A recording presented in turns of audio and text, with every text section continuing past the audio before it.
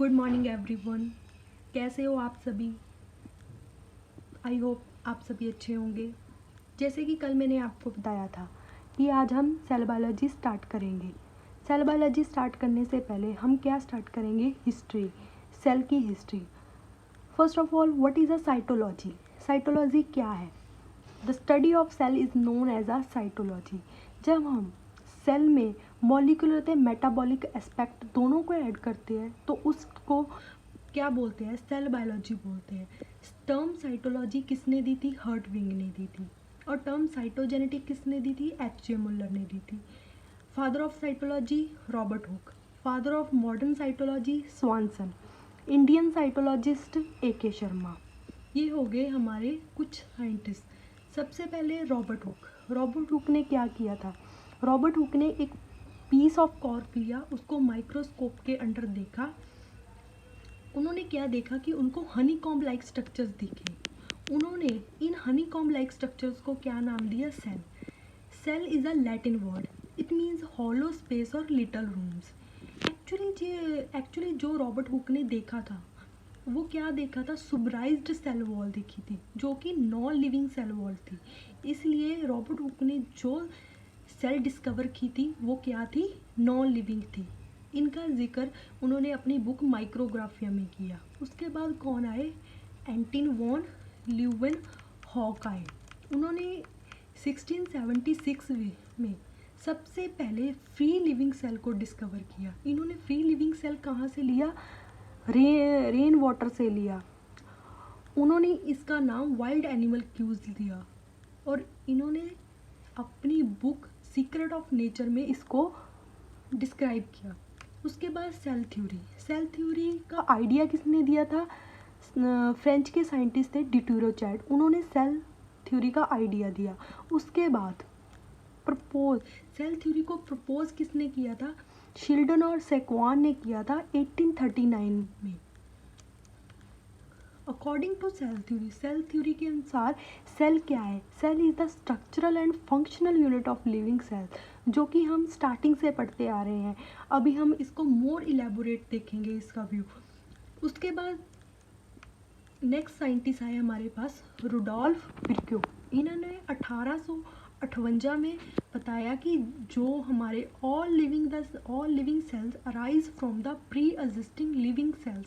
इन्होंने बताया कि जितने भी हमारे लिविंग सेल्स ने वो हमारे पहले से प्रेजेंट जो सेल है उन्हीं से अराइज होते हैं। इसको हम लॉ ऑफ सेल लीनिएज भी बोलते हैं। इसको एक्सपेरिमेंटली किसने प्रूव किया था? लुइस पास्चर ने किया था। उन्होंने कौन सा एक्सपेरिमेंट किया था? स्वान नेक फ्लास्क एक्सपेरिमेंट किया था। उसके बाद हमारे पास क्या आती है? Cell theory. सेल थ्योरी के बाद हमारे पास आता है सेल प्रिंसिपल। सेल प्रिंसिपल को हम क्या बोलते हैं? मॉडर्न सेल थ्योरी भी बोलते हैं।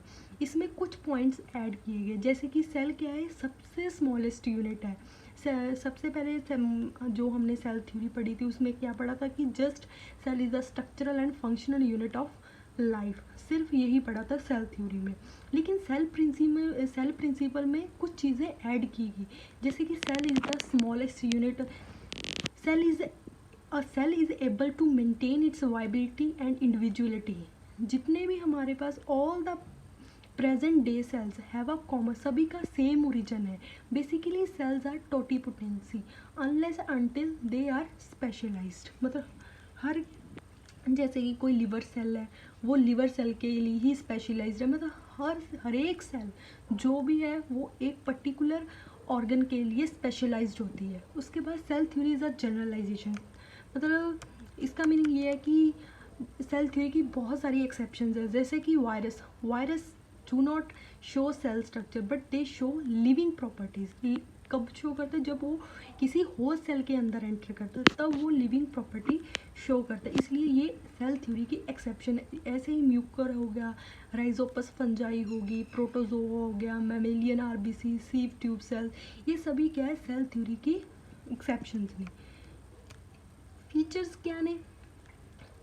जो भी सेल है प्रेजेंट सभी के सेम फीचर्स ने, जैसे कि genetic material, cell membrane, protoplasm, genetic codes, method of DNA replication, mechanism of aerobic respiration, having genetic continuity, ये सभी फीचर्स जो ने वो सेम ने सभी में। सेलुलर टोटिपोटेंसी, नेक्स्ट अगर कोई डेफिनेशन पूछता है आपसे कि what is the cellular totipotency, इसकी डेफिनेशन क्या, it is the ability of somatic cell to form the whole organism. मतलब एक सोमैटिक सेल में इतनी एबिलिटी होती है कि वो पूरे ऑर्गेनिज्म को क्रिएट कर सकता है या डेवलप कर सकता है। ये हम जो भी सेलुलर टोटिपोटेंसी होती है वो हम इजीली प्लांट सेल में देख सकते हैं। उसके बाद वेरिएशन इन सेल साइज अलग अलग होता है, जैसे कि सबसे छोटा cell smallest cell with cell wall वो होता है डायलिस्टर इम्यूनोसेंटेसिस, और cell wall without smallest cell without cell वो हमारे को माइकोप्लाज्मा होता है। लार्जेस्ट सेल और लॉन्गेस्ट सेल में थोड़ा सा डिफरेंस है। लार्जेस्ट सेल ह्यूमन बॉडी में फीमेल एग सेल होता है, स्मॉलेस्ट स्पर्म होता है। लॉन्गेस्ट ह्यूमन बॉडी में मोटर न्यूरॉन होते हैं, ऐसे कि लार्जेस्ट एनिमल सेल हो गया, यूनिसेलुलर प्लांट हो गया। ये सभी आपको देखना पड़ेगा, एक बार मेमोराइज कर लेंगे तो हो जाएगा। देन उसके बाद आ जाएगा हमारे पास surface to volume ratio of cell. ये भी इजी कंसेप्ट है, जितना छोटा सेल होगा उतना मोर एक्टिव होगा, जितना बड़ा सेल होगा उतना लेस एक्टिव होगा। ओके ठीक है, ये सभी ये आपको जस्ट जनरल इन्फॉर्मेशन है। आप कोई भी एंट्रेंस एग्ज़ाम की प्रिपरेशन कर रहे हो या किसी भी और जैसे कि फॉर एग्जांपल नीट की प्रिपरेशन कर रहे हो उसके लिए काम आएगा। कल से हम स्टार्ट करेंगे हमारा जो एक्चुअल पार्ट है जो हमारे अंडर ग्रेजुएट कोर्स में आता है, जैसे कि सेल के पार्ट्स हो गए, माइटोकॉन्ड्रिया, क्लोरोप्लास्ट, राइबोसोम, ये सब हम कल से स्टार्ट करेंगे। It's just a general information. Thank you so much, bye bye, have a great day.